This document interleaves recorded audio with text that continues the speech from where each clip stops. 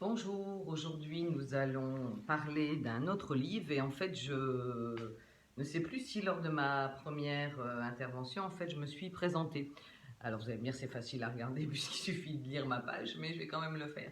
Voilà donc je suis Gestalt thérapeute depuis une quinzaine d'années. Voilà, je suis superviseur là formé à l'EPG.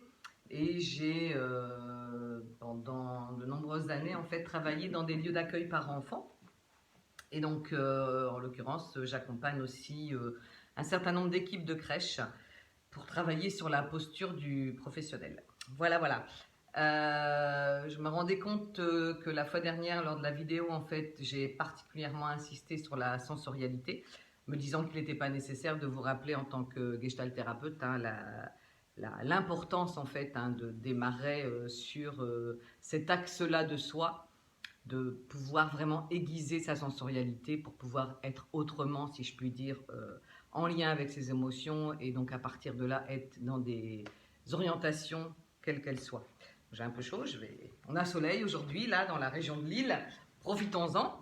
Voilà, voilà. Voilà. Aujourd'hui, je vais donc vous parler du corps comme conscience, le corps comme conscience, pardon, de Ruella Franck, avec qui j'ai pu partager un stage. Et sinon, donc, j'ai été formée à Accordance pendant de nombreuses années. Voilà. Alors, le corps comme conscience, en fait, est un livre sur les schèmes développementaux du petit enfant.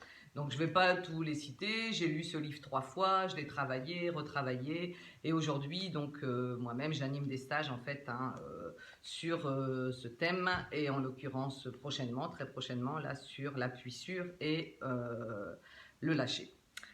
Voilà, alors ce livre appuie en fait, donc il sera à chaque fois étayé d'apports cliniques. Ruella Franck en fait est gestalt thérapeute aux États-Unis et psychomotricienne en fait de formation. Donc au début ça peut paraître un petit peu, je ne vais pas dire laborieux parce qu'en fait on voit bel et bien sa spécificité de psychomote. Mais en fait, moi il est hyper à noter, tellement j'ai eu plaisir vraiment à intégrer ce livre et puis à m'en servir dans ma pratique professionnelle, autant avec les enfants qu'avec ados et adultes, ainsi qu'en individuel et en groupe, parce que le groupe permet autrement de travailler ça en fait. Voilà, et puis aussi lorsque j'accompagne des personnes en supervision, c'est pour moi aussi un appui, alors c'est pas l'appui exclusif, mais c'est quand même un appui sur lequel je me réfère en fait, et où parfois je vais pouvoir avec les personnes supervisées amener des éclairages et de regarder sa posture telle que parfois on peut constater des thérapeutes s'accrocher à ce que le client puisse sortir de tel état. Et donc je vais regarder avec le thérapeute si de fait il y aurait un accroché important dans cet accompagnement. C'est oui ou c'est non, bien évidemment. En tout cas, si c'est oui, effectivement, je vais parfois proposer en fait vraiment à ce que le client, alors on peut vraiment transférer ça aussi avec avec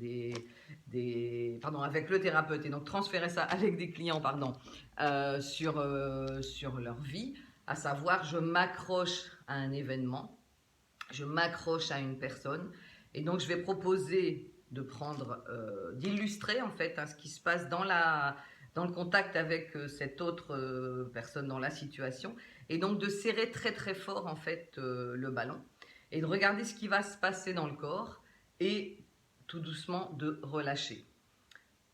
L'intérêt en fait vraiment de travailler avec les processus corporels, c'est de pouvoir sentir corporellement ce qui se passe en soi. Je pense à une cliente là qui est au potentiel et qui dit d'elle-même qu'elle peut être très cérébrale. Et en fait, là, on était sur le repousser en l'occurrence.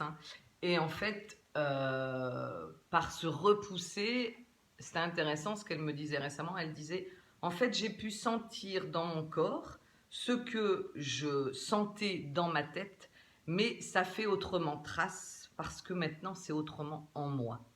Donc toutes ces expérimentations en fait corporelles vont vraiment permettre de sentir cette empreinte corporelle.